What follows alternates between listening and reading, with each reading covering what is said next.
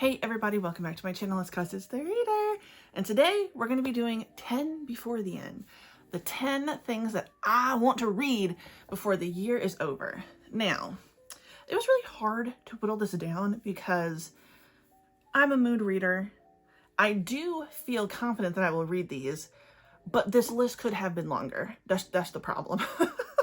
That's the problem with it, is that it could have been longer. I whittled it down to 10. It might actually be 11. I think I wanted one more option, but just act like I only said 10. How about that? So without further ado, let's get into the 10 things I want to read before the year is over. And we're going to start with manga. So this is the one that has 6 options, not 5. The vast majority of these I've already started. So the thing is that I want to finish these before the year's over. And this is a series. So I really want to finish Sweat and Soap. I started reading this a few years ago. I think 2 years ago, and I stopped, I think, at like volume 4, maybe 5. But I was just thinking recently, like, I really want to finish the series, especially because I just started reading another series that has to do with someone who has kind of like a scent fetish. It's a lot more raunchier than Sweat and Soap, but it made me think, okay, I want to read like a little wholesome version of this in between the saucy, sexy, smutty thing I'm reading. So I want to finish Sweat and Soap. I've heard that it's really good, and I have all the volumes anyway, so I might as well finish it. Same thing with Pluto. I've made it to volume 6, I think. I think I just recently finished volume 5, and this is only like 8 volumes. So it makes no sense why I wouldn't be able to finish this series. I'm almost done. And it's really good so far. And as I've said before, I don't want to watch the anime until I finish it. It's short enough that like that should be doable. Okay. Next, I really want to finish Platinum End. So this is by the same creator as Death Note.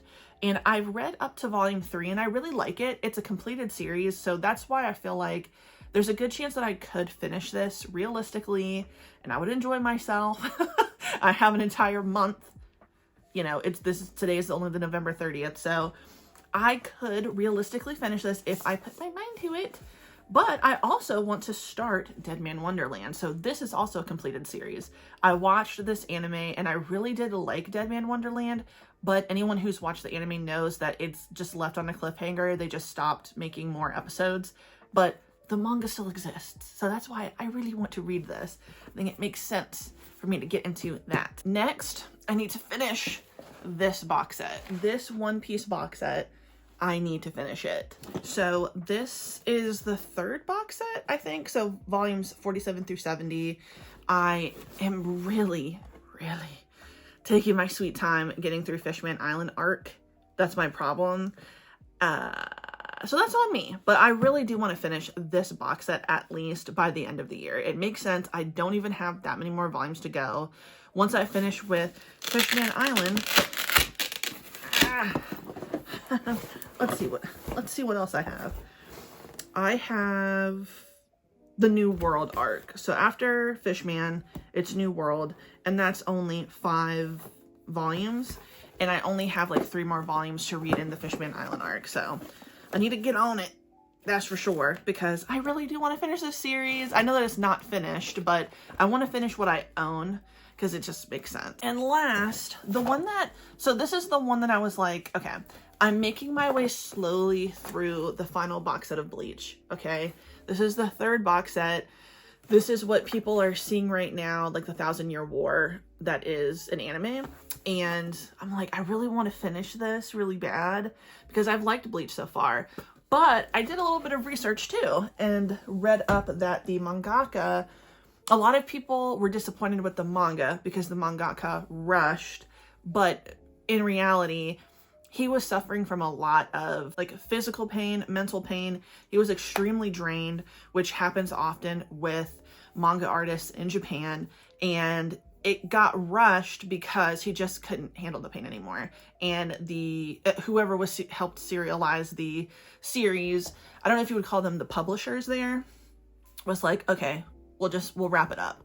So the advantage though is that with the anime right now, he is working with them And the whole point was any kind of plot hole that was maybe left where people were dissatisfied, apparently he's helping make sure that the final season that we're seeing right now kind of like makes up for how rushed the box set was. So even if I don't watch anything from the beginning, I will absolutely be watching Thousand Year War. And the thing is, I do feel like I might be able to make it, but I don't want to commit too hard. These are the 5 series that I want to finish or start. Bleach might have a moment. So she's on here because I'm reading it. Okay, I'm reading her, but will I finish it? I don't know. But the other 5 I will. So yeah.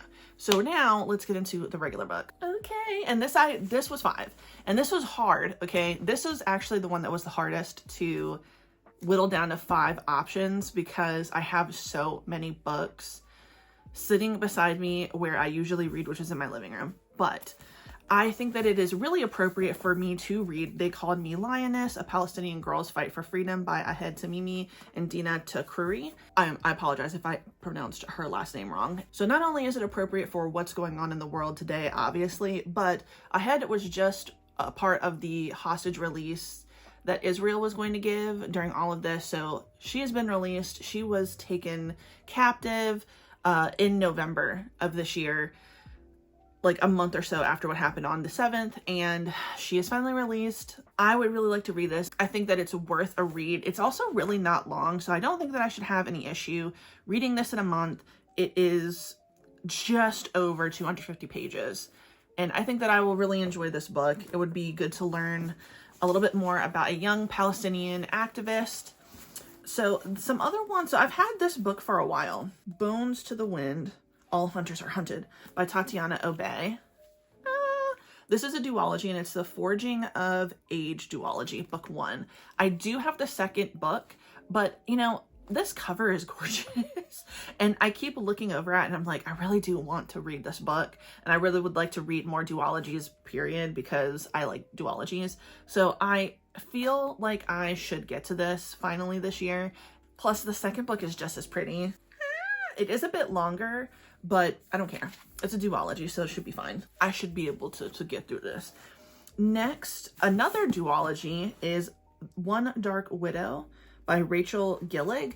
This is a duology that I keep hearing about, that everybody talks about. Everybody's been saying that this is so good. They feel like it's really underrated.